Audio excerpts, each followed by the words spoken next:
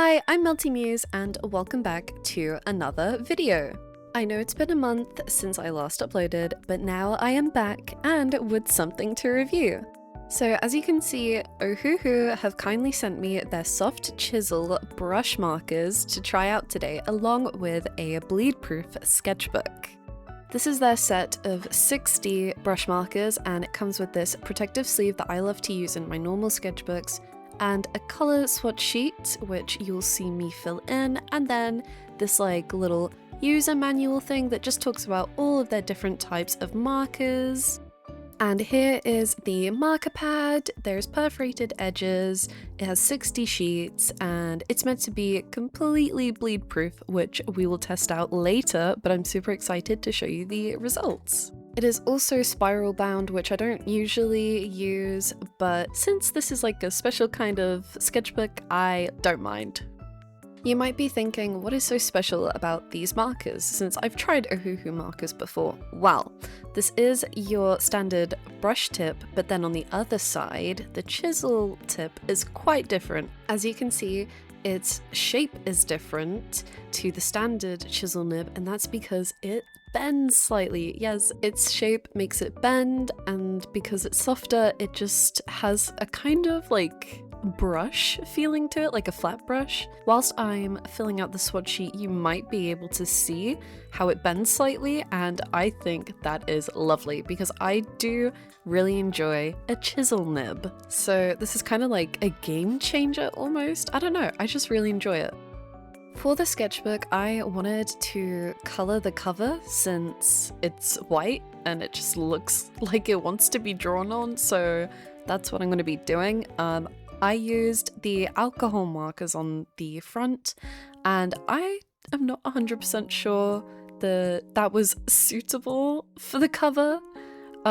So I do use the inside as well of the sketchbook just to show you how markers would actually work on the pages. But that being said, I kind of did enjoy how the alcohol markers reacted on the front cover. It was kind of like a watercolor type effect, and I just thought it was quite fun. But the reason the alcohol markers react differently on the cover versus the inside of the sketchbook is because it's just a different type of paper, I think. Like, it doesn't feel the same either.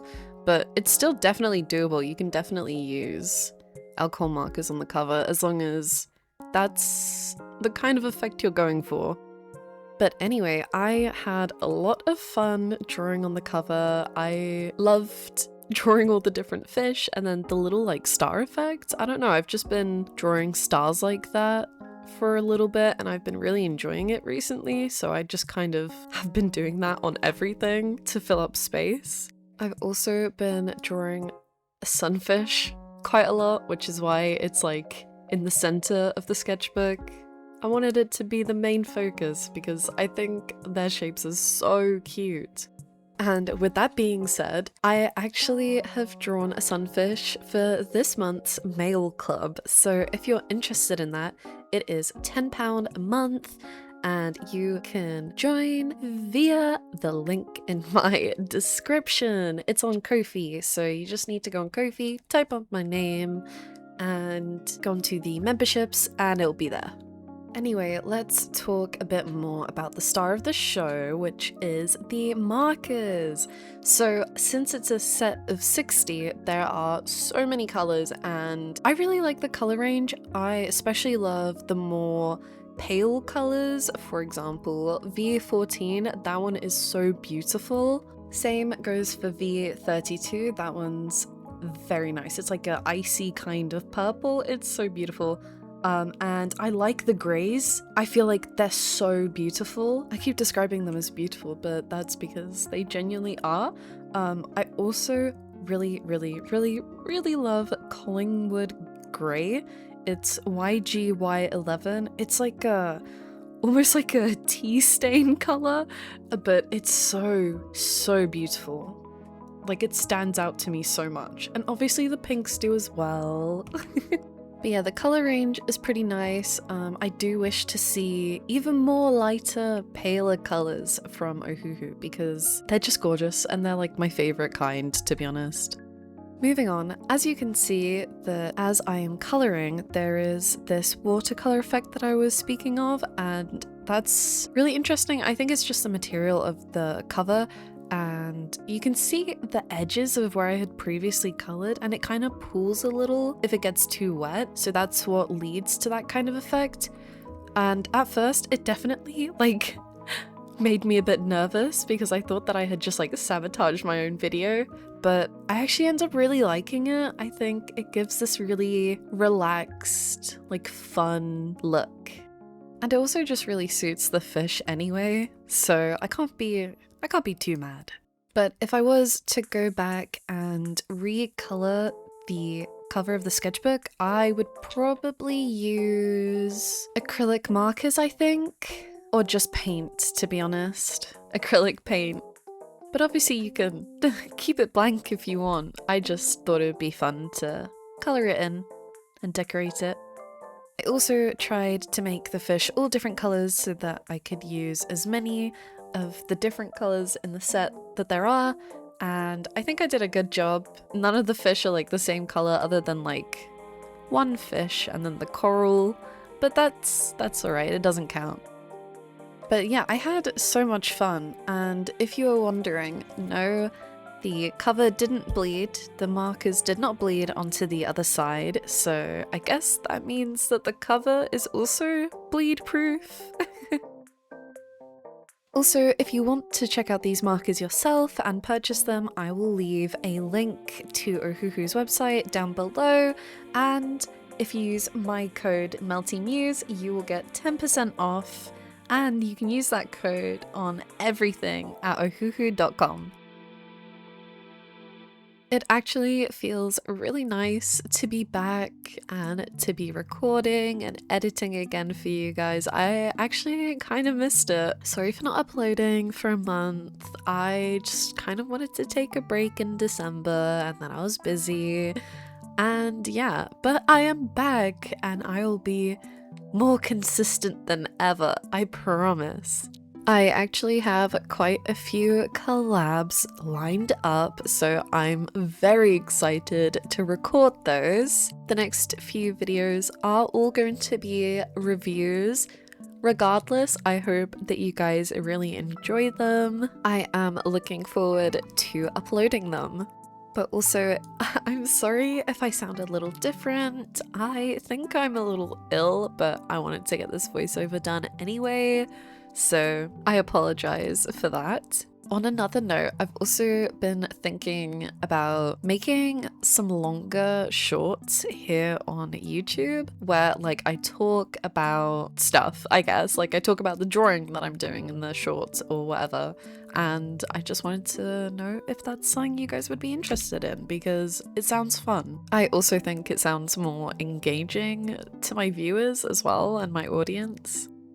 Also, a bit of yapping, but before we get to the page experiments of the video, I just want to talk a bit. So recently I got a sewing machine and I'm trying to like pick up pieces so that I could make myself like a blanket and a fish pillow.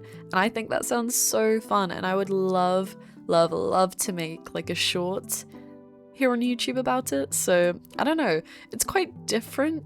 Like sewing is quite different compared to drawing, so I don't know if that would be interesting to you guys or not. But yeah, I wouldn't like change up my content. I wouldn't do actual like videos about sewing. It's just like a little off the side kind of thing. So I was thinking maybe shorts or like a post, but I think that would be really cute. I also want to make fish bags. I think that sounds so fun. But yeah, this would be very like self-indulgent kind of things because I just want to make a fish bag for me to use out and about.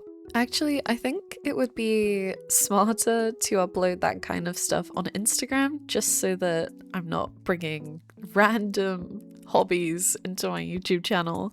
But yeah, I guess if you want to see that kind of stuff, then head to my Instagram. But yeah, enough about sewing. Let's get back to the video. So this is the cover done once I went over with some Ohuhu pencils and I am in love with it. It is so silly and cute.